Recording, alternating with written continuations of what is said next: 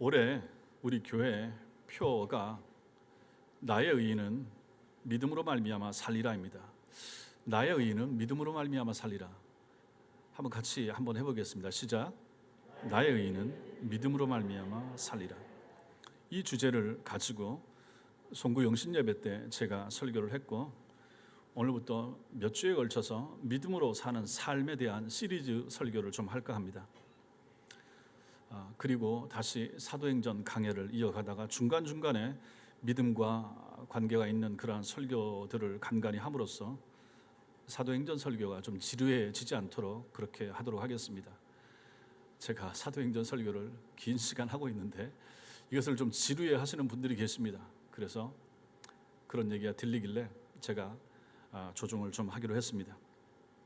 그 첫 시간으로 오늘은 새해 첫 주일이기 때문에 믿음 생활에서 가장 중요한 요소라고 할 수 있는 예배에 대하여 함께 생각하면서 하나님의 뜻을 찾아보도록 하겠습니다.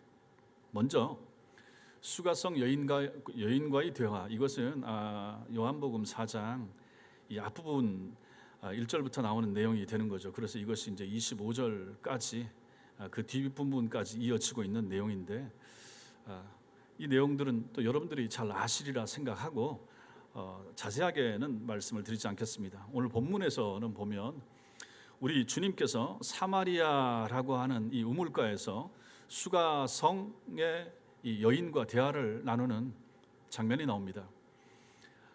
전에도 제가 말씀드린 것처럼 신약 성경을 여러분들이 설교를 들을 때 일단은 배경을 생각하시는 것이 필요하고, 그 배경에서는 지리적 배경을 먼저 생각하시라고 그랬습니다.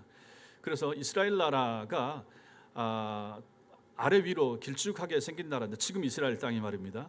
그래서 그것을 주님 시대 때 3등분으로 나눠서 생각을 하시면 좋다고 그랬습니다. 예수님이 주로 활동하신 주 무대가 저 위쪽이죠. 거기를 갈릴리 지방, 도입니다. 도. 지금 같은 강원도 이렇게 부르듯이 갈릴리 도, 가운데가 사마리아 도, 맨 밑에가 유대도입니다. 이 유대도에 이제 예루살렘 성전이고 여기 핵심이 되는 거죠.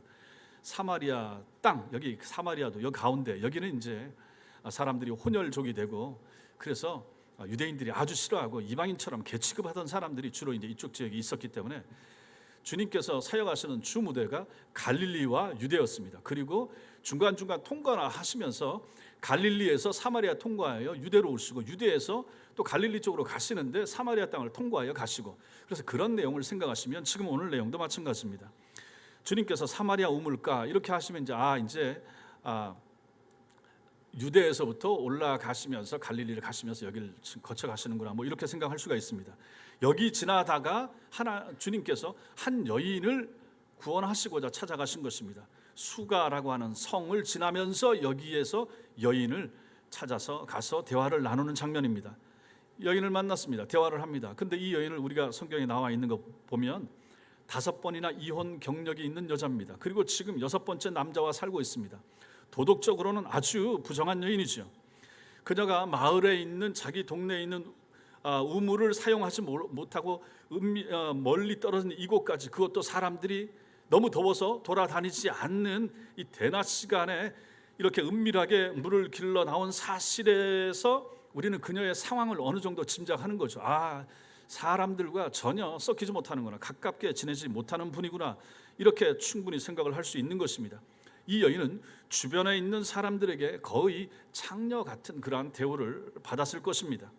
누구 하나 이 여인을 가까이 하려 하지 않았을 것이고, 그녀에게 말을 붙이거나 말을 거는 사람들이 없었습니다. 그런데 이 상황 가운데 우리 주님이 사마리아 땅에 찾아오셔서 그 여인에게, 남자가 여자에게 말도 잘 안 거는데 말도 걸기도 하고, 그것도 물론 주님은 이런 상황을 다 아시긴 했지만 그럼에도 불구하고 유대 남자가 사마리아 여자한테 말을 걸었다라는 사실입니다. 이런 사람들은 혹시라도 길에서 마주치면 문둥병에 걸린 사람 대하듯이 일반적인 사람들은 외면하거나 피했을 것입니다. 그런데 주님께서 이 여인에게 다가가신 것입니다. 그리고 이 여인에게 대화를 시작하십니다. 주님이 이 여인의 영혼을 구원하시기 위하여 이 작업을 펴시는 것인 거죠. 주님은 대화 중에 뜬금없이 16절에 나오는 말씀처럼 내 남편 불러오라, 이렇게 말씀하십니다. 여인은 그러니까 남편이 없다라고 말합니다. 지금 살고 있는 남편도 정상적인 남편은 아닌 것이죠. 그리고 20절에서 또 대화하다가 여인은 갑자기 예배 장소에 대한 이야기를 여인이 꺼냅니다. 유대인들은 예루살렘에서 예배 드려야 한다고 하나님이 받으신다고 하는데 우리 사마리아 사람들은 이곳 그리심산에서 예배 드립니다. 그렇다면 우리 예배는 하나님이 안 받으실까요? 이렇게 질문하는 것입니다. 여인이 예배 장소에 대하여 묻는 것은 예배가 하나님께 드려지는가 그렇지 못한가의 핵심을 이 여인은 뭐라고 생각합니까? 장소에 두고 있는 거죠. 어느 곳에서 드려지는가에 따라서 하나님이 받으시는 예배가 되고 안 받으실 수도 있다, 이 생각을 하기 때문에 이 질문을 하는 것입니다. 여인이 이처럼 예배에 대해서 관심을 갖게 되는 이유가 무엇입니까? 예배를 통하여 하나님을 만날 수 있다는 생각 때문입니다. 사마리아 사람들이지만 하나님을 모르는 사람들이 아닙니다. 그 나라는 전체적으로 전부 다 하나님을 아는 사람들입니다. 그래서 이 여인 마음에 그것이 있었던 것이죠. 자신의 모든 문제를 해결할 수 있는 분이 오직 하나님 한 분뿐이시라는 생각을 이 여인도 가지고 있었던 것입니다. 보십시오. 이 여인이 우리 주님과 대화를 나누시는데 물 문제, 우물가에 물 들어왔으니까 생수 이야기를 하다가 이제는 이것과는 상관없이 죄의 문제에 대하여 직면하게 되고 죄 문제를 직면하게 되니까 나오는 질문이 뭡니까? 예배의 문제가 나오더라 하는 것입니다. 이제 이 여인의 마음속에 간절하고 중요한 문제가 무엇입니까? 물 들어온 것, 물이 중요한 문제가 된 것이 아니고 이 여인에게 있어서 중요한 문제가 뭐가 됩니까? 하나님께 드리는 예배의 문제가 되는 것이고 이 예배 속에서 하나님을 만날 수 있는가? 우리는 이곳 사마리아 사람들은 그리심산에서 예배 드리는데 이 예배 하나님이 받으실까요? 라고 묻게 된 것입니다. 그렇습니다. 인생의 모든 문제는 하나님이 우리를 만나 주심으로 해결될 수 있기 때문에 그렇습니다. 오늘 본문에서 주님께서 이 여인에게 아버지께 참되게 예배하는 자들은 영과 진리로 예배할 때가 오나니 곧 이때라. 아버지께서는 자기에게 이렇게 예배하는 자들을 찾으시느니라. 이렇게 예배하는 자들을 찾으신다 말합니다. 예배할 곳이 어디냐고 장소를 묻는 여인에게 예수님께서는 하나님이 찾으시는 사람은 어떤 사람인가를 대답을 하신다 하는 것입니다. 이 여인의 마음속에 하나님을 찾고자 하는 마음, 하나님을 만나기를 원하는 마음이 있는 것을 예수님께서 보셨고, 그리고 주님은 하나님께서는 어떤 이들을 찾으시는지를 말씀하시는 것입니다. 예수님께서 이 여인에게 하시는 말씀은 실상 이렇습니다. 이렇게 인생을 불행하게 만드는 죄악과 그로 말미암는 너의 목마름, 그에 따르는 인생의 고통에 시달리는 너에게 줄 수 있는 최고의 대답, 그것은 하나님을 찾는 것이다. 주님은 이 여인에게 이렇게 말씀하시는 것입니다. 그리고 하나님을 찾는 방법이 바로 예배이며 그렇게 하나님을 찾고자 하는 사람을 하나님께서도 찾으신다라고 말하고 있는 것입니다. 성도 여러분, 예배 장소가 중요하겠습니까? 아닙니다. 목사님들이 가끔 성지순례를 가시면 갔다 온 얘기를 말하기도 하고 뭐 자기 블로그나 이런 데 올리기도 합니다. 그러면 요단강 배 위에서 예배드린 것을 막 적은 것을 본 적이 있습니다. 너무 감격스러웠다고. 우리 주님이 세례 받으셨던, 활동하셨던 그곳에서, 그리고 내가 그 물까지 떠와서 우리 세례식에서 사용한다고 막 그렇게 얘기를 하십니다. 좋죠. 요단강 배 위에서 드린 예배 하나님이 정말로 기뻐하시고 이 예배를 하나님이 즐거이 받으실까? 어떤 분들은 애굽에 이집트에 여행을 가셔서 시내산까지 올라가시고 그 새벽에 일찍 낙타를 타고 올라가고 걸어가서 그 새벽녘에 2시 3시에 해가 떠오르는 거 보고 그곳에서 감격적으로 하나님을 찬송을 하고 예배를 드렸다라고 적은 것을 본 적이 있습니다. 그 예배를 하나님께서 기뻐 받으실 것인가? 장소의 문제, 시내산에서 드리는 예배, 요단강가에서 드리는 예배, 이거는 참 놀랍지 않습니까? 저도 한 번도 아직 성지순례 간 적이 없지만 그런 걸 생각하면 주님이 고난의 길을 올라가셨던 그 비아 돌로로사, 거기서 예배를 드리면 또 얼마나 저 이사야서 말씀을 나누면서 하면 얼마나 또 감동이 될까? 그럴 수 있습니다. 여기서 우리가 그 본문 가지고 예배 드리면 은혜가 안 되겠습니까? 예배 장소가 문제가 아니라 하는 것을 말씀을 드리는 것입니다. 그거 유명한 교회 잘 지어진 예배당에서 예배 드리면 그 예배는 하나님이 받으시고 그렇지 않으면 더 잘 예배가 하나님께 받아들여지지 못한다고 혹시 생각하십니까? 교계에 널리 알려진 목사님께서 설교를 힘있게 하시면 그 설교자가 있는 그 예배 그 시간은 하나님이 기뻐 받으시고, 그렇지 못한 설교자가 설교하는 시간에 참여하는 성도들은 그 예배 시간에 크게 은혜가 있지 못할 수도 있다, 이렇게 생각하십니까? 주님은 그렇게 말씀하시지 않으시더라 하는 것입니다. 예배 장소가 문제가 아닌 것을 주님이 여기서 말씀을 하시는 것이죠. 그렇다면 우리는 두 번째로 공적인 예배가 얼마나 중요한가를 생각할 필요가 있습니다. 신앙의 중심에는 예배가 있고, 예배는 하나님을 향한 성도의 사랑과 경배의 적극적인 표현이 됩니다. 따라서 한 교회의 예배 상태는 그 교회 신자들의 영적인 수준을 보여줍니다. 저는 그래서 이게 굉장히 중요하다고 생각합니다. 예배 수준은 신자들의, 성도의 영적인 수준입니다. 그것이 우리의 하나님을 향한 우리 마음의 정도가 되는 거죠. 한 개인이 하나님을 어떤 분으로 생각하는지, 그리고 그 하나님과 어떤 관계 속에서 살아가는지는 그가 드리는 예배를 통해서 금방 알 수가 있습니다. 여러분들이 지금 앉아서 예배 드리는 그 모습을 통하여, 다는 아니겠지만, 굳이 제가 그것을 평가할 수는 없지만, 그것을 보시는 하나님은 아신다 하는 것입니다. 마스크를 쓴 채 예배를 드리는 것이 벌써 2년이 되어 있기 때문에 참 답답합니다. 마스크 없는 여러분들의 전체 얼굴을 보면서 여러분들이 은혜를 어떻게 받으시는지, 또 하나님을 향한 아멘의 입 모양도 마찬가지고, 진정하고 간절한 눈을 보면서 설교자도 설교하고 싶고 예배를 드리고 싶은데 그것이 안 되기 때문에 그것이 좀 안타깝기도 하고 답답하기도 합니다. 그럼에도 불구하고 우리는 공적인 예배에 힘을 써야 됩니다. 하나님은 당신이 우리의 진정한 창조주가 되시고, 우리는 그의 은혜로 살아가는 피조물 드린 것을 예배를 통하여 드러내시기를 바라시기 때문입니다. 그러므로 여러분과 제가 어떤 모양으로, 어떤 자세와 어떤 태도로 예배를 드리는가가 그토록 중요한 것입니다. 다른 사람이 내 예배 드리는 태도를 보는 것은 문제가 아닙니다. 누가 보더라도 마찬가지입니다. 볼 필요도 없고 평가할 필요도 없어요. 그러나 중요한 것은 하나님이 예배 드리는 나의 태도, 나의 자세를 어떻게 보실 것인가, 중요한 것입니다. 그래서 여러분들이 예배를, 태도를 잘하는 것이 정말로 중요한 것이죠. 교회당에 들어올 때, 집에서 나올 때부터가 중요한 것이죠. 하나님 앞에서 이 바른 예배를 드리고자 하는 열망을 가지고, 똑같은 날입니다. 날은 다 같습니다. 12월 30일이나 1월 1일이나 뭐가 달라집니까? 그냥 사람들이 정해놓은 날짜와 달력 넘기면 그날이 그러는 것이고, 어제 아침과 오늘 아침이 뭐가 달라집니까? 내일은 또 어떻게 다르겠습니까?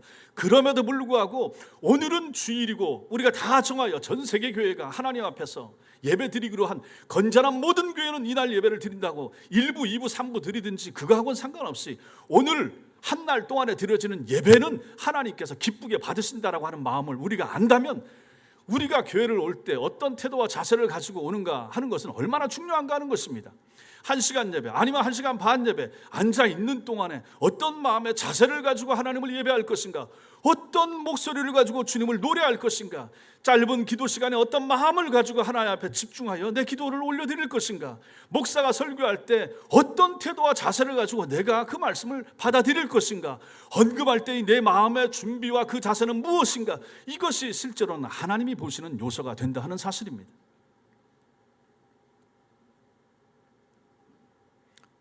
우리는 예배를 통해서 우리가 단지 하나님만을 사랑하며 살아야 한다는 사실을 깨달아야 합니다. 그래서 하나님은 언제나 당신의 백성들이 모여서 하나님께 예배하도록 가르치셨습니다. 함께 모여서 예배하고 하나님을 경배하는 것이 우리의 신앙생활에 얼마나 도움이 되느냐 하는 것이 중요한 것이 아니라, 그 자체가, 예배하는 그 자체가 하나님의 명령이었으며, 그러므로 성도에게 주일의 공적인 예배는 당연한 의무였습니다. 의무. 히브리서 10장 24절과 25절이 이것을 우리에게 보여줍니다. 읽겠습니다. 시작. 서로 돌아보아 사랑과 선행을 격려하며 모이기를 피하는 어떤 사람들의 습관과 같이 하지 말고 오직 권하여 그날이 가까움을 볼수록 더욱 그리 하자. 이것은 이미 초대교회 시대부터 이렇게 하나님께서 명령하신 공적인 예배의 모임을 기피하는 사람들이 있었다 하는 것을 보여주고, 그런 사람들 때문에 저 말씀을 하는 거예요. 모이기를 피하는 어떤 사람들의 습관과 같이 하지 말고 한 번 빠지고 두 번 빠지는 것이 문제가 아니라 이것이 몸의 습관이 되고, 그럴 수도 있지. 다음 주에 하면 되지. 다음에 있지. 우리는 늘 다음이 있잖아요. 다음 주에 있잖아요. 세상이 종말을 맞기 전까지는 항상 예배는 다음 주에 있거든요. 이 교회 아니면 저 교회도 있고, 우리 교회 아니면 내 집에서 가까운 교회도 있고, 항상 예배는 있으니까 어느 예배라도 드리면 되지. 그게 뭐가 문제냐 하는 마음을 가지고 예배 생활을 하지만, 실제로는 그것이 바람직한 예배의 태도나 마음가짐은 아니라는 것입니다. 성경은 처음부터 마지막까지 공적인 예배에 대한 강조를 지속적으로 기록하고 있습니다.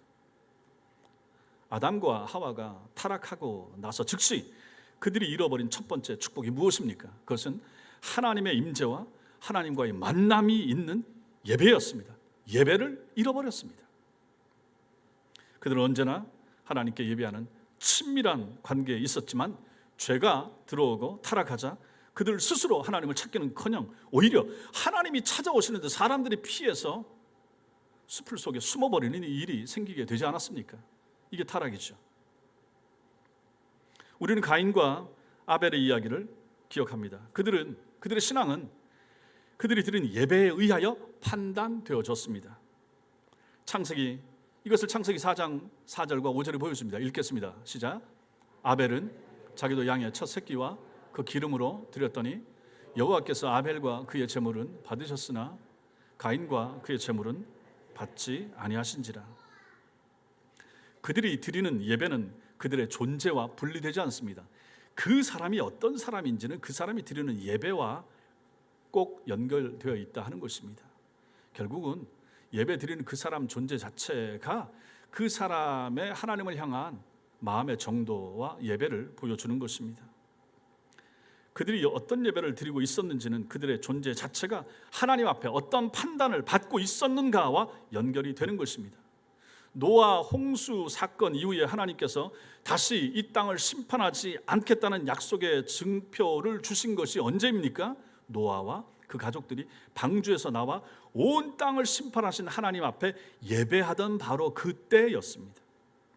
믿음의 선조 아브라함과 이삭과 야곱 그리고 요셉이 하나님께 예배를 드리며 살았고, 그 예배 속에서 믿음을 따라 험악한 세상을 이기며 살아갈 수 있는 능력을 그들은 항상 공급받았던 것입니다. 그 예배를 통하여 그들도 은혜를 받았길래 아브라함도 아브라함의 삶을, 이삭도 이삭처럼, 요셉도 요셉의 삶을 예배를 통하여 공급해 주시는 하나님의 은총 가운데 살 수가 있었다 하는 것입니다. 모세 시대의 율법을 따라 드리는 이스라엘 백성들의 예배는 더 잘 알려져 있습니다. 성막과 성전에서 공적인 예배를 함께 드리지 않는 유대인들은 어떻게 했습니까? 이스라엘 회중에서 저것들을 죽여버려라, 제외시켜버려라 라고 말할 정도로 하나님께서는 공적인 예배를 이미 그때부터 중요하게 생각했던 것입니다. 오죽하면 안식일 날에는 만나를 거두러 나오지 않도록 토요일 날 이틀치를, 구약의 안식일이니까 금요일이죠. 금요일 날 아예 이틀치를 거두고 그 다음 날, 다른 날은 다음 날만 되면 그 만나가 썩었지만은 금요일 날 거두러 나오면 이틀치를 하나님께서 주실 정도로 그렇게 안식일을 준비하기를 명령하지 않았습니까? 이것은 신약 시대도 마찬가지입니다. 예수님께서는 두세 사람이 주님의 이름으로 모이는 그곳에 함께 하시겠다 약속하지 않았습니까? 오순절 성령 강림 사건이 있고 나서 그 사건은 즉시 선명한 복음의 선포를 가져왔습니다. 성령을 받게 되니까 진리가 깨달아지는 거예요. 그러니까 복음이 선명하게 선포되는 거죠. 교회는 진리를 외치는 설교자들을 소유하게 됐고, 그 진리가 외쳐지는 곳에는 항상 예배 공동체가 세워지더라 하는 것입니다. 하나님께서 은혜 받은 당신의 사람들을 만드시고 그 설교자가 나가서 복음을 전하면 그 복음을 받아들인 사람이 2명, 3명 모이면 항상 우리 모여 예배합시다 이렇게 하게 되더라 하는 것입니다. 이게 바로 교회가 되는 거죠. 그리고 그들은 온갖 위협과 대적들로 둘러싸인 상황에서 복음을 전파하기 위한 큰 능력을 항상 예배를 통하여 공급받곤 했던 것입니다. 여러분과 제가 개인적으로 기도하지 않으면 거룩한 삶을 살게 하시는 하나님의 은혜에 대하여 아무것도 알 수 없는 것처럼, 그렇죠, 기도하지 않는데 어떤 하나님의 공급해 주시는 은총을 체험할 수가 있겠습니까? 모르는 거죠. 참되고 바른 예배가 드려지지 않는 곳에는 심하게 말하면 예배도 없는 것이고 신앙 고백도 없는 것이고 선교도 없는 것입니다. 참되고 바른 예배가 드러지지 않는 곳에 참된 이런 요소는 있을 수가 없다 하는 것입니다. 오늘날은 하나님께 드려야 할 공적인 예배 의무를 다하지 않는 것이 전염병처럼 번지고 있는 시대입니다. 대충 살아갑니다. 옆 사람도 저렇게, 장로님도 저렇게 신앙생활하는데, 뭐 권사님들도 저렇게 사는데 나라고 야 목사가 사는 거 봐라 이러면서 자기를 합리화시킵니다. 그러나 기억하십시오. 예수를 믿는 신자라고 하면서 예배 의무를 게을리하는 것은 마치 그의 행동으로 하나님은 살아계셔서 경배받기에 합당한 분이 아닐걸요 하고 몸으로 보여주는 것이나 마찬가지입니다. 혹은 나는 그저 마음의 평안이나 그냥 교제 때문에 교회에 다닐 뿐입니다 하고 말하는 것이나 마찬가지입니다. 어떻게 하면요, 여러분들이 예배 생활에 최선을 다하지 않고 열심을 내지 않고 주의를 기억하여 지키지 않는다 그러면 결국은 다른 사람들이 나를 신자라고 아는데 내가 예배 생활을 하는 모습을 보면 사람들은 나를 통하여 하나님을, 교회를 그렇게 우습게 알게 될 것이라 하는 것입니다. 세 번째로, 예배는 가장 중요한 은혜의 수단이 된다 하는 것을 여러분과 저는 이제 알 필요가 있습니다. 사도 시대로부터 공적인 예배는 언제나 하나님을 찾는 영혼들에게 유익을 주는 수단이 되어 왔습니다. 잠자는 영혼을 깨우고 죽은 자와 다름없는 영혼들을 살아나게 하는 유일한 수단, 죄로 인해서 어두움 가운데 있는 영혼들을 깨워서 구원에 이르게 하는 믿음을 갖게 하는 가장 중요한 은혜의 수단, 그것이 바로 예배였습니다. 그래서 예배가 그토록 중요한 것입니다. 예배를 통해 사람들은 하나님 앞에서 자신의 죄된 모습을 발견합니다. 여러분과 제가 그러지 않았습니까? 예배를 통하여 내가 얼마나 더러운 인간인지를 알게 되고 발견하게 되지 않습니까? 세상적으로 윤리적으로 도덕적으로가 아니라 하나님 앞에 왔더니 하나님의 말씀이 나를 자꾸 죄인이라고 지적을 하는 거예요. 그리고 스스로 죄인임을 깨닫게 되고 결국은 나에게 필요한 것은 하나님의 사랑입니다. 용서해 주신 하나님의 은총과 하나님의 자비와 사랑이 내게 필요합니다라고 깨닫는 시간이 언제입니까? 예배를 통해서인 거죠. 의심하며 방황하는 영혼들에게 믿음을 바르게 심어 나갈 수 있도록 결단하게 만드는 시간, 예배 시간입니다. 세상에서 부와 성공만 있으면 잘 살 수 있다고 생각하는 사람들도 그들로 하여금 하나님만을 소망으로 삼고 살아가도록 만들어주는 위대한 능력 어디 있습니까? 예배에 있습니다. 가치관이 바뀌어지는 것, 세계관이 바꿔지는 시간 언제입니까? 교회에서 드려지는 예배를 통해서 가능해진다 하는 것입니다. 사람을 바꾸는 것은 어렵습니다. 얼마나 어렵습니까? 나이가 들면 들수록 얼마나 어려우십니까? 10대 후반만 돼도 바꾸기 어렵습니다. 그런 우리를 누가 바꿔요? 어른들을 누가 바꿉니까? 50, 60 넘으면 누가 바꿉니까? 바꾸십니다. 언제요? 예배를 통하여. 누가 바꾸십니까? 성령께서. 무엇을 도구로? 하나님의 말씀을 도구로. 이 놀라운 일들이 일어나더라 하는 것입니다. 땅의 것만이 전부지 알고 살아가던 사람들이 예배에 참여하여 말씀을 읽다 보니까 어느 한순간에 성령께서 우리의 심령을 만지시니까 그런 역사가 나타나더라 하는 것입니다. 그러므로 성도 여러분, 내가 좀 이상해요. 회심하지 못한 성도들 가운데 제가 좀 이상하다. 그럼 뭡니까? 영혼에서 어떤 변화가 일어나는 것입니다. 전혀 예전에 나와 달라지는 모습이 내 속에서 일어나면 그래서 성령께서 그 사람 속에서 역사하시는 것입니다. 달라져야죠. 하나님 없이 살던 사람들은 그런 역사를 통하여, 그런 성령의 오심을 통하여, 만져주심을 통하여 새로워지는 역사가 되는 것이 필요합니다. 나타나는 것이 필요합니다. 그것이 이루어지는 장소와 시간, 그게 바로 예배 시간이라 하는 것입니다. 그러므로 성도 여러분, 오늘날 교인들의 불신앙적인 풍조를 절대 따라가고자 하지 마십시오. 그것을 흠모하지 마십시오. 좋아하지 마십시오. 많은 신자들이 공적인 예배에 대하여 긴장감이 거의 없는 너무 안이하고 느슨한 태도를 가지고 예배에 옵니다. 그러지 마십시오. 예배 시간이 제가 그러잖아요. 좀 딱딱하고 좀 그렇다 그러잖아요. 농담하는 거 이런 거 조심해야 된다 그러잖아요. 그러니까 옆에 있는 분들하고 사랑합니다, 잘 오셨습니다, 인사, 그것은 나중에 끝나고 하는 거죠. 하나님 앞에서 예배 시간 내내 긴장감을 유지하고 하나님께만 집중하는 것, 그리하여 하나님만 바라보는 앙망하는 마음의 태도와 자세를 가지고 예배하는 것이 저는 옳다라고 생각하기 때문입니다. 목사들도 종종 자신이 그 예배 주인공이나 주연 배우인 양 행동하기도 합니다.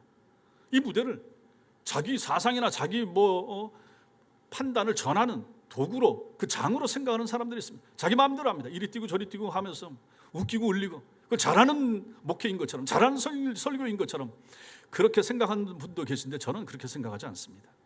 옳지 못합니다. 예배 시간과 설교는 목사 자신의 생각을 전하는 시간이 아닙니다. 자신의 사상과 이념을 전달해서도 안 됩니다. 그 시간은 그저 오롯이 하나님의 말씀만이 전해져야 됩니다. 자기 자신을 숨기고 하나님만이 드러날 수 있도록, 그래야 설교를 마치고 나면 정말 좋은 설교자는 생각나지 않고 하나님의 말씀만 생각나게 해주는 설교자, 그 사람이 진짜 좋은 설교자가 되는 거죠. 그러므로 목사가 드러나고 유명한 사람이고 훌륭한 설교자 아닙니다. 그런 것은 아닙니다. 예배는 하나님을 두려워하는 경건을 가르치고 추구하도록 만드는 시간인데, 요즘은 예배 시간이 즐겁고 행복한 시간이기를 바라는 경향이 강합니다. 세상살이가 너무 힘들고 팍팍하고 어려우니까 교회 와서라도 좀 웃고 싶고, 제 친구 목사님들이나 목사님들하고 얘기해보면 그런 얘기를 너무 많이 합니다. 그게 뭐 다 잘못됐다고 말하는 것이 아니라 행복한 목회를 하고 싶다, 교인들이 행복한 교회를 만들고 싶다. 아니, 그런 마음 없는 목사가 어디 있겠습니까? 그러나 그 방법이 무엇인가가 하는 거예요. 중요한 거죠. 교인들이 잘 모일 수 있도록 재미있는 프로그램 만들어주고, 이 모임 하도록 해주고, 교회에서 이 프로그램 도입해주고, 그래서 잘 모이고 즐거워하고 같이 교제하고 식사하러 가고, 막 같이 교인들끼리 뭐 부서별로 아니면 전도회별로 여행 잘 다녔다 오고 막 좋은 추억 남기고 사진 찍어 올리고 하면 좋은 교회, 행복한 교회가 그렇게 되는 것입니까? 그렇게 또 추구하는 교회들도 있고 한데, 저는 그것은 아니라 생각합니다. 성도의 경건이나 거룩보다 성도의 행복을 더 많이 강조하는 시대, 이것은 비정상적인 시대라 생각합니다. 성도 여러분, 경건해야 행복할 수 있습니다. 그러나 그 반대는 결코 성립하지 못합니다. 행복해지면 경건해집니까? 거룩해집니까? 아닙니다.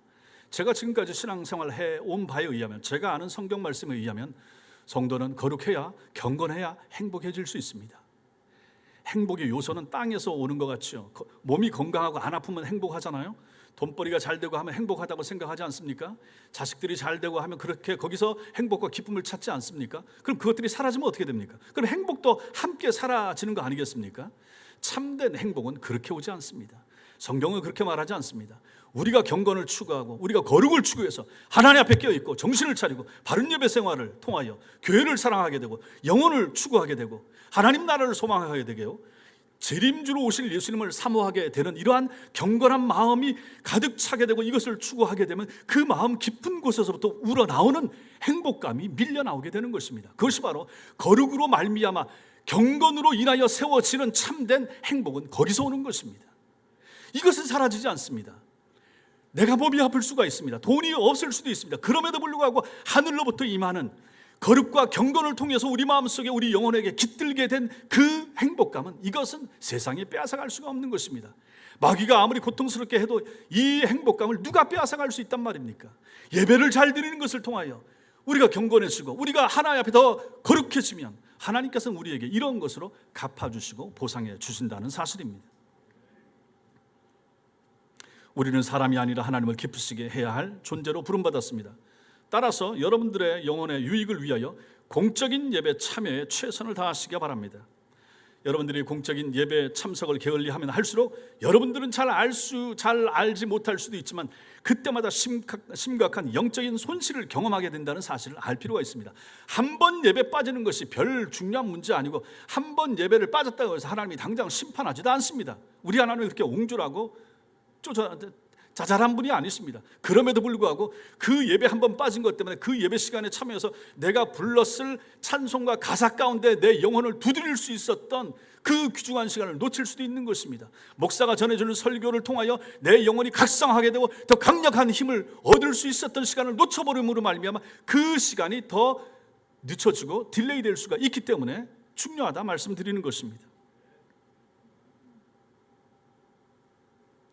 물론 예배에 참여하는 모든 사람들이 항상 신령하고 충만한 은혜 생활을 이어가는 것도 아닙니다. 여기서 우리는 단지 예배에 참석할 뿐만 아니라 그 예배가 참된 예배가 되어야 한다라는 사실도 깨닫게 됩니다. 이유 불문하고 공적인 예배 참석을 게을리하는 사람들은 하나님 앞에서 가장 중요한 신앙의 의무에 대하여 태만한 것이며, 그렇게 예배에 대한 의무를 소홀히 하는 것에 대하여 찔림을 느끼지 않는 마음의 상태라 그러면 과연 그 마음의 상태가 하나님과 무슨 관계가 있는가를 생각해 볼 필요가 있습니다. 예배 한 번을 빠지고도 그 영혼의 고통이나 이런 찔림이나 아픔이 없다 그러면 살펴봐야 된다 하는 것입니다. 사람들의 몸이 예배 장소에서 이탈되기 전에 언제나 마음이 하나님께로부터 멀어지는 일들이 먼저 있기 때문입니다. 마음이 먼저 멀어지고 그리고 몸이 멀어지는 것입니다. 우리는 인터넷을 통해 교회들마다 많은 그리고 다양한 예배가 드려지는 것을 이제 봅니다. 심지어 우리는 자기 방에서 교회를 검색할 수도 있습니다. 전 세계에 있는 어떤 교회도 우리는 홈페이지 있는 교회라면 다 검색이 가능합니다. 그래서 자신의 기호에 맞는 형식의 예배도 찾아서 참여할 수 있습니다. 나는 저 교회 저런 예배 형식이 좋아, 저 교회 저런 목사님의 설교 스타일이 좋아, 충분히 찾을 수 있고 검색할 수 있고 여러분들도 듣고 보고 참여할 수 있습니다. 그렇게 하는 사람들이 많아지고 있고 점점 많아지고 있습니다. 내게 은혜 되는 예배와 설교자를 내가 찾는 시대가 됐는데, 과연 여러분 생각해 보세요. 이게 과연 복된 시대인가? 정말 좋은 시대인가? 2000년 교회사에서 이런 시대는 없었습니다. 여러분과 제가 신앙생활 하셨던 70년대 80년대 이후로 인터넷이 이렇게 보급되고 이렇게 홈페이지가 활성화되기 이전에는 이런 것을 생각도 못했습니다. 근데 이제는 그게 되는 것입니다. 과연 이것이 축복인가? 과연 이것이 하나님이 이 물질 문명의 발달을 통하여 일반 은총의 발달을 통하여 하나님이 우리에게 허락하신 과연 마지막 시대의 종말 시대의 축복인가를 생각해 보십시오. 교회를 이제 안 가려고 그럽니다. 가기도 피곤하고 저 병도 너무 많고 사람들 만나는 것도 귀찮고 부딪히는 것도 싫고 상처 주고받는 것도 싫고 그냥 내가 내 안에서 내 방에서 그냥 나가, 하나님 안 믿는 것도 아니고 성경 안 보는 거 아니고 내 신앙생활 내가 조용히 하겠다는데 뭐가 문제입니까? 라고 반문하는 시대를 우리는 살게 된 것입니다. 이 경향이 점점 강해질 것입니다. 과연 이것이 복된 시대인가? 과연 이것이 정상적인 시대인가? 구약과 신약 시대에 없었고 이전 시대도 없었습니다. 이런 시대가 된 것은 제가 봤을 때 거의 10년, 15년 미만입니다. 과연 이것이 어떤 징조인가를 우리가 생각할 필요가 있습니다. 저는 이것을 말세의 징조라고 생각합니다. 주님 오실 때가 다 됐기 때문에 사람들은 사사시대처럼 각자 자기 속에는 오는 대로 나는 저 예배 좋고 나는 저 교회 좋고 나는 저 설교 좋고, 이제는 뭐 굳이 차 몰고 주일날 갈 필요도 없고 수고할 필요도 없고 그냥 내가 할 수 있는 거, 내가 필요한 것만 뽑아서 쓸 수 있는 시대, 이게 더 좋지 않습니까? 그렇게 되는 시대가 됐죠. 교회를 향한 봉사, 충성, 헌신, 땀 흘리고 애쓰고 뭐 헌금하고 말고 이것도 안 해도 괜찮은 시대가 됐습니다. 과연 이것이 복된 시대인가? 과연 이것이 하나님이 원하시고 기뻐하시는 마지막 시대의 모습인가는 생각해 볼 필요가 있다는 것이죠. 가라지 성도가 있는 것처럼 헛된 예배 분명히 있습니다.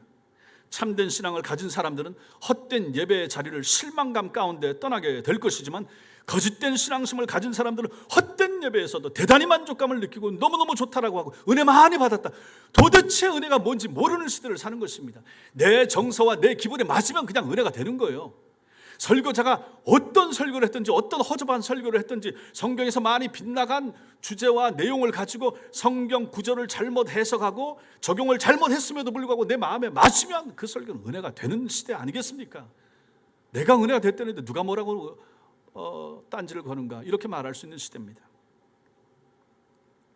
주님은 헛된 예배에 대하여 마태복음 15장 8절과 9절에서 경고하십니다. 같이 읽겠습니다. 이 백성이 입술로는 나를 공경하되 마음은 내게서 멀도다. 사람의 계명으로 교훈을 삼아 가르치니 나를 헛되이 경배하는도다. 하나님의 백성들 중에 드려지는 헛된 예배에 대한 하나님의 진노와 단호한 태도, 우리 예수님께서 나를 헛되이 경배한다, 하나님이 저렇게 말씀하신다. 그럼 하나님의 평가가 맞는 거죠. 그러므로 우리는 하나님의 마음을 바로 알 필요가 있고 하나님이 원하시고 기뻐하는 예배를 항상 드릴 수 있는 성도가 되어야 될 것입니다.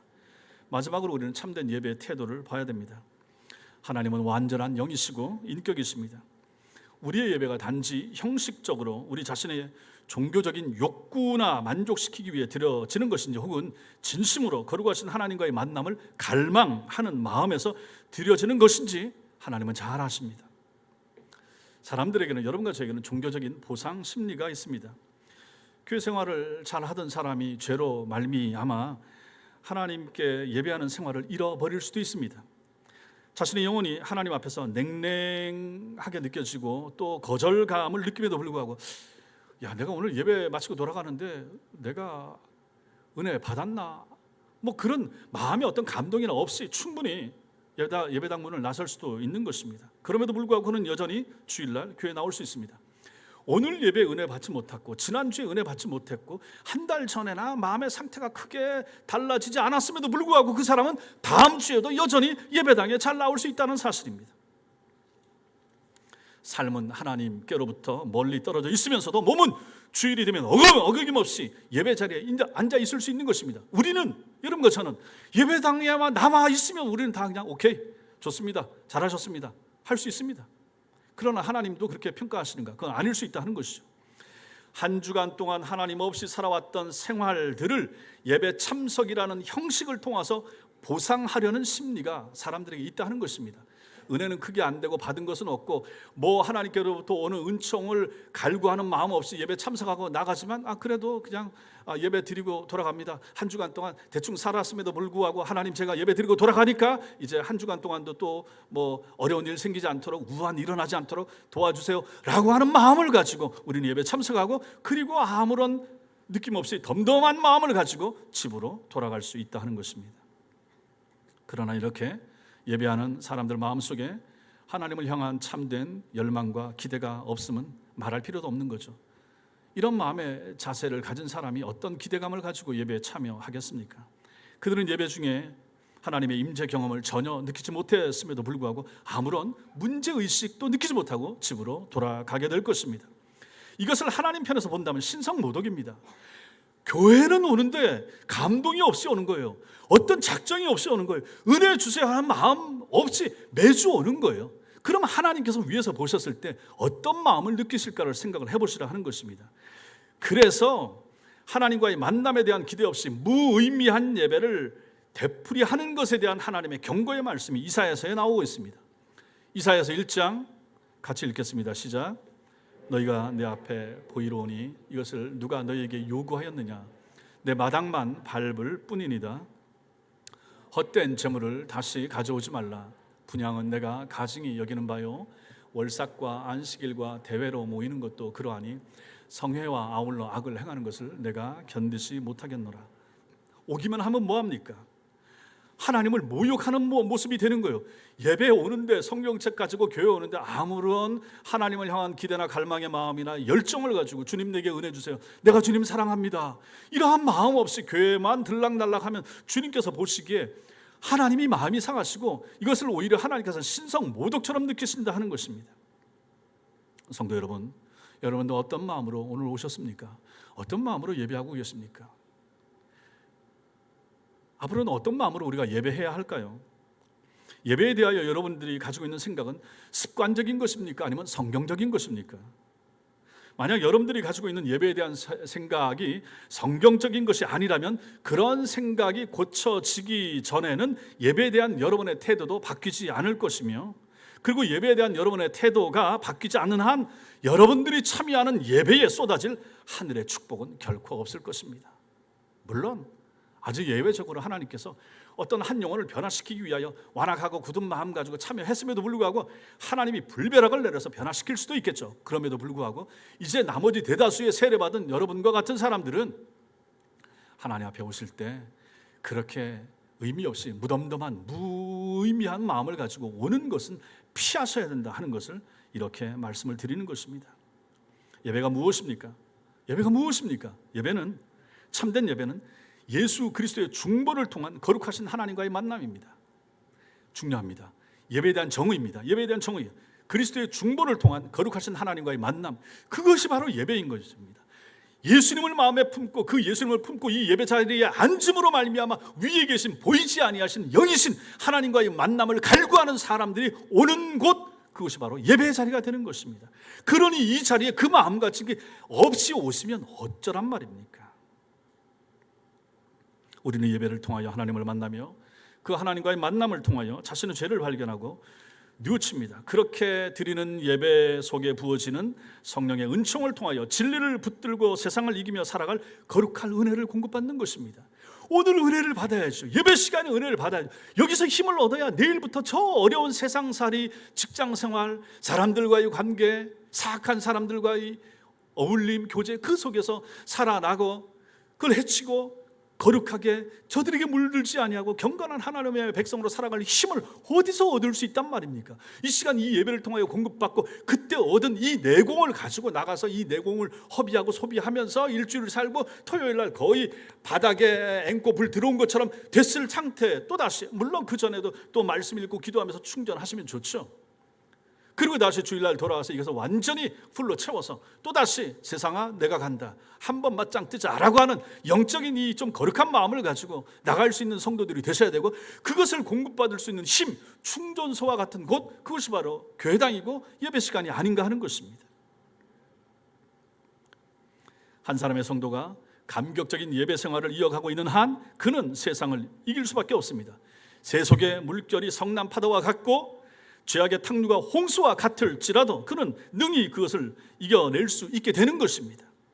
그것은 경건한 예배를 드리는 그를 하나님께서 붙잡고 계시기 때문이고, 그렇게 하나님을 사모하는 마음을 가진 그 사람과 주께서 동행하시기 때문에 가능한 것입니다. 성도로서의 삶을 살아가는 모든 능력의 원천, 하늘로부터 옵니다. 우리가 죄악된 세상을 살지만 영원에 잇대어 살고자 하는 간절한 바람, 이것도 하나님께로부터 오는 것입니다. 이 모든 거룩한 영적인 기운이 하늘로부터 오는데 그것을 공급해주는 가장 중요한 통로와 요소, 그것이 바로 예배 시간이 되는 것이니 이 예배를 어찌 우리가 소홀히 함부로 여길 수 있단 말입니까? 하나님께서는 당신과의 만남을 통하여 참된 성도의 삶을 살 수 있도록 능력과 힘을 항상 공급해 주시고자 예비하고 준비하고 계신 분이십니다. 여러분과 저는 예배하고 있다라고 생각하지만 하나님은 우리가 예배 드리는 모습을 한 번도 보지 못하실 수도 있다 하는 생각 해보셨습니까? 내가 예배를 드리고 있는데 내 몸이 교회당 안에 와 있는데 하나님이 내가 예배 드리는 모습을 못 봤다고요? 아니에요. 작년에도 52번 다 예배 드렸어요. 우리는 이렇게 말할 수 있습니다. 그러나 하나님께서는 한 번도 여러분들을 만나지 못하셨을 수도 있다 하는 사실입니다. 성도들의 습관적인 예배 지각, 준비 없이 드리는 헌금, 설교 시간에 졸음, 그리고 예배 후 교제도 없이 성급히 교회를 빠져나가는 것과 같은 이러한 행동들은 모두 바람직하지 않은 예배자의 태도와 자세가 되는 것입니다. 이런 것을 고치시라 하는 것이죠. 우리는 하나님을 만나러 옵니다. 우리는 살아계신 하나님을 대면하러 오는 것입니다.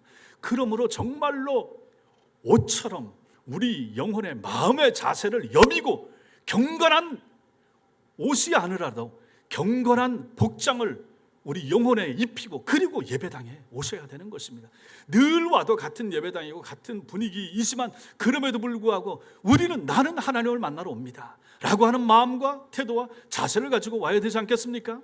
불교 사찰을 간다든지 천주교 성당을 하면 얼마나 화려하게 장식하고 무슨 4대 천왕을 만들어 놓고 무시무시하게 만들어 놓고, 그래서 거길 들어오는 사람들 마음을 쫄게 만들어 가지고 자기 신 앞에 엎드리게 만들고 돈을 바치게 만드는 그런 모든 이방적이고 잘못된 그러한 종교와 달리 우리는 가장 편안하지만 그럼에도 불구하고 내 영혼이 살아계신 하나님, 어미로우신 하나님, 공의로우신 하나님, 나를 심판하실 수도 있는 분, 나를 심판하고 나를 책망하여 하기도 하고 내 가정에 복을 주기도 하고 복을 거두어 가실 수 있는 이 하나님을 내가 오늘 예배하러 옵니다, 그 하나님 만나러 옵니다 하는 이러한 영혼의 자세를 가지고 교회를 오셔야 되지 않겠습니까?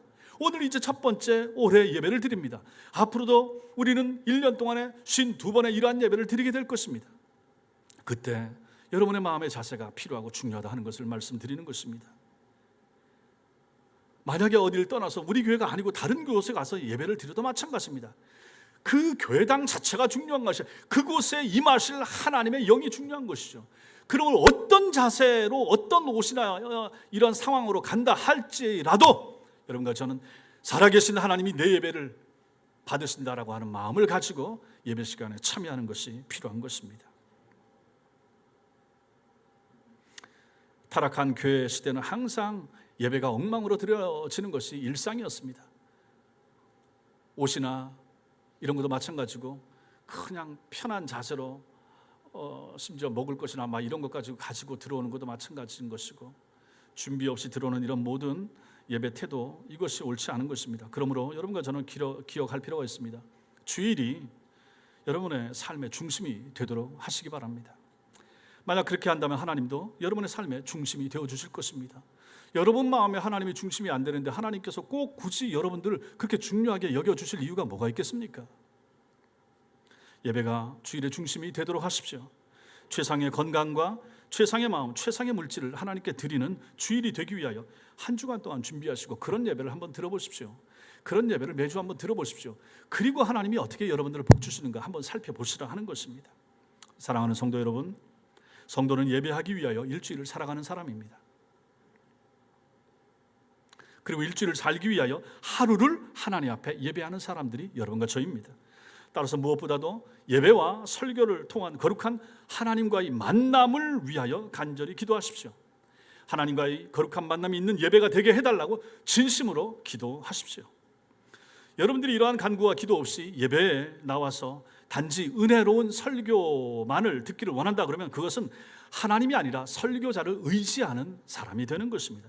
이것은 결코 바람직하지 못합니다. 하나님께서는 이 시간도 온 땅을 두루 감찰하시며 모든 예배자들을 찾으시는 것이 아니라 하나님이 원하시는 방법으로 이렇게 예배하는 자를 찾으십니다. 하나님은 오늘도 온 땅을 두루 감찰하시며 마음을 다하여 하나님을 찾는 자들을 하나님도 찾으십니다. 그들에게 거룩한 만남을 허락하시고 하나님이 살아계심을 경험하게 해주시는 분이십니다. 예배 속에서 하나님을 만난 성도들은 예배의 거룩함을 아는 사람들이었습니다.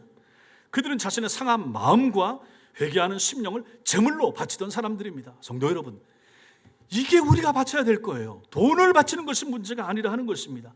정말로 여러분들이 예배당에 나오면서 바쳐야 될 것이 무엇입니까? 상하고 깨어진 세상 속에서 상하고 아픈 마음을 하나님 앞에 온전히 드리는 것입니다. 그 마음을 가지고 치유해달라고, 고쳐달라고. 그리고 부족한 내 마음은 하나님을 향한 사랑이 부족하고 하나님을 신뢰하는 마음이 부족한 내 적은 믿음을 하나님 앞에 꺼내놓고, 주님, 이 믿음을 좀 키워주세요. 이 믿음을 좀 부풀려 주세요. 이 믿음이 좀 성장하게 해주세요 하는 마음을 가지고 하나님 앞에 제물로 드리면서 예배에 참여하는 여러분들이 되시라 하는 것입니다. 하나님께서는 오늘도 이런 예배자를 찾으십니다. 여러분과 제가 오늘 한 해 하나님이 찾으시는, 하나님이 기뻐하시는, 그래서 하나님이 복 주실 수밖에 없는 참되고 바른 예배자 다 되시기를 주님의 이름으로 축원합니다. 기도하겠습니다.